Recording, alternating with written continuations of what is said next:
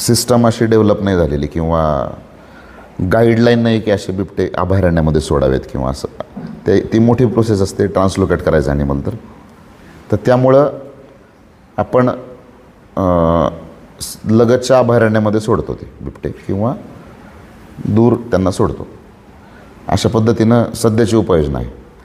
परंतु ह्या केसनंतर आपण जे 10 बिबटे पकडलेले आहेत ते बिबटे आपण जिथं मोठ्या प्रमाणात निवारा मिळू शकतो बिबट्यांना कॅप्टिव्हिटीमध्ये सध्या एक गुजरातमध्ये जामनगर झू आणि रेस्क्यू सेंटर अशी एक मोठी एस्टॅब्लिशमेंट फॅसिलिटी तयार झालेली आहे.